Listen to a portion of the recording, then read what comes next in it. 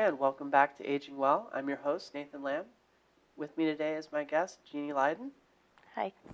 Thanks again for being here today. This is great. We're learning so much about the Adult Family Care Program. And at this point, I was hoping we could sort of circle back and take a closer look at one of the really important aspects of the program. And that would be the role that the nurses and the social workers play in making it work, and how they're both crucial to making it work. Can you tell me a little bit more Certainly. about that? It's in AFC. It's really collaborative, and we're really a team. Nurse and social workers working closely. Even though we're two different disciplines, we do a lot of the same thing, and we reinforce a lot of the same things. The biggest thing, for our nurses, of course, medical. They're going to be doing a lot of teaching about medications. Does the client and does the caregiver understand the medications? Are they being taken properly?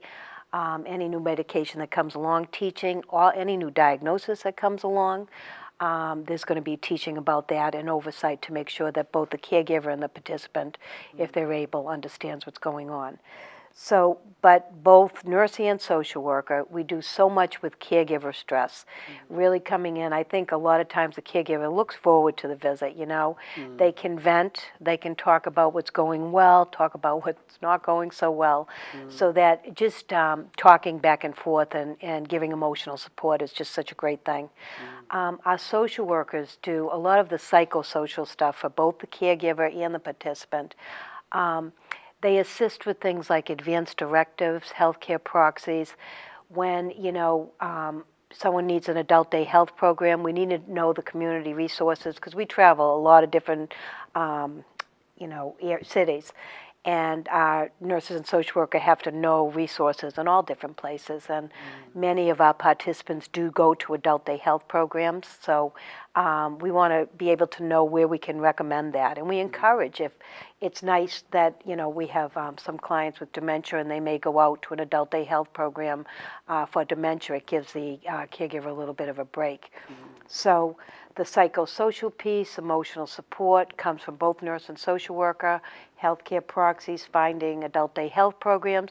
And if it ever comes to the point where it's too hard for somebody, that they no longer, the home setting is not appropriate, then we would switch gears and we would have the resources to assist the family in going in a different direction. Absolutely. And I think something you alluded to earlier is that there's basically a health plan that incorporates those two viewpoints that they come up with for each client who comes into AFC. So there's really a comprehensive look at the needs, and it has those two viewpoints integrated into it. Absolutely.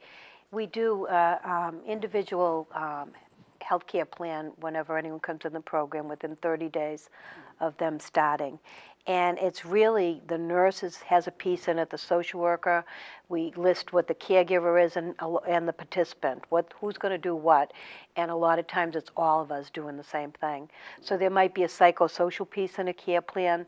There might be a self-care deficit, related to what the medical diagnoses are and all the kinds of things that's going to go on. The caregiver is going to provide supervision, oversight, or physical hands-on assist when bathing and showering, so all those kinds of things. And if they need, direction, we're going to give them that direction, because they also fill out a caregiver log, our caregivers, a daily log saying they do A, B, C, D for this client. So that answers your question. And one thing I will add that you're jogging my memory on, the clients do really seem to appreciate it, because we recently had our customer satisfaction surveys. I think it was over 96% positive. Yes, it was. That makes you proud as the director of the program when you see that. And it's been consistent over the past several years, that very positive, feedback.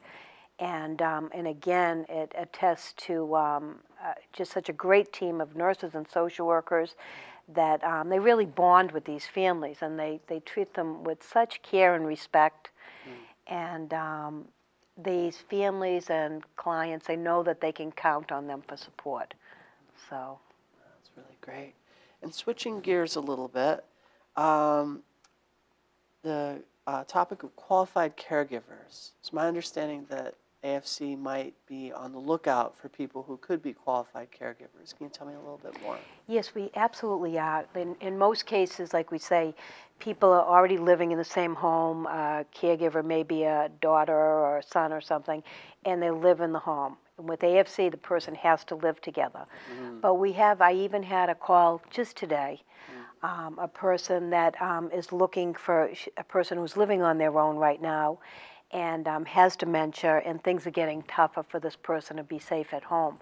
So they're looking into AFC. So it's tough because we have a list of about 8 qualified caregivers in different areas.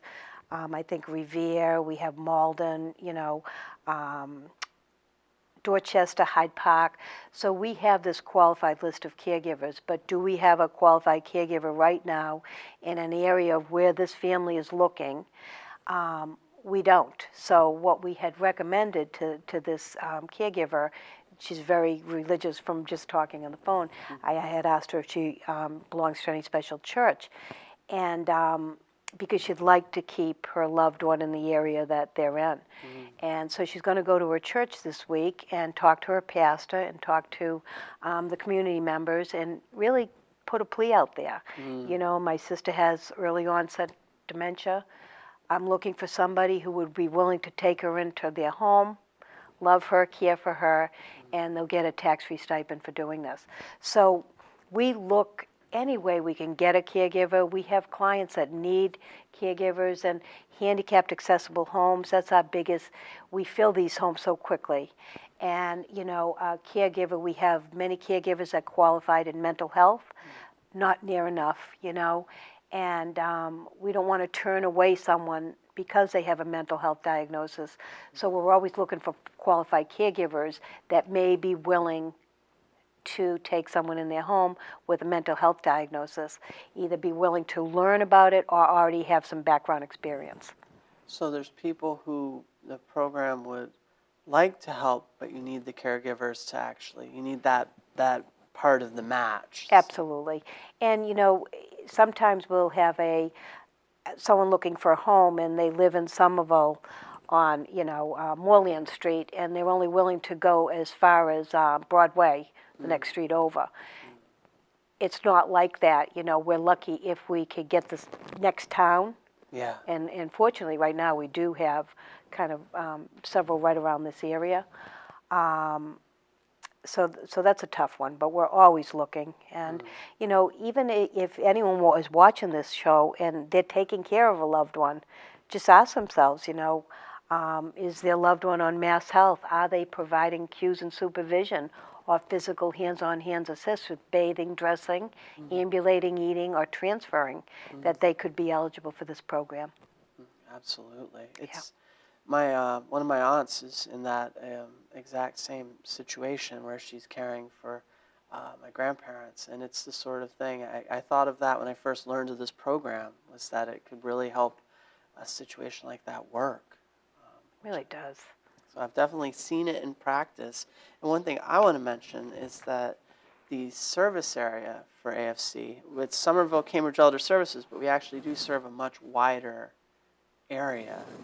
We have a wide catch area, and I think that's going to be shown a little later, but we have, probably about 30, 40 families right locally here. We travel as far as Georgetown up north, where Sudbury, you name it, we will go somewhere, especially, when we have a participant who needs a home and is a qualified caregiver. That's why we have this wide catch area where we're willing to go to these places. Well, is there anything else you'd like to add? Just it was a pleasure. Just that if anyone's watching this program and they have any questions whatsoever, to call us. That this is where we love talking about the program. It's a program we believe in. It's a program that continues to grow, and our goal is to help people stay in the least restrictive environment as long as they can with supports in place. So feel free. I'm available, 617-628-2601, extension 3072. Jeanne Leyden, the director, and I love talking about this program. So any kind of question, feel free to call. It's been my experience. You are passionate about AFC, and it's been a pleasure to have you in the Well, studio thanks, today. Nathan. Thank you, Jeanne. My pleasure, too. So that's all the time we have for Aging Well this month. We'll be back soon. Thanks again for watching.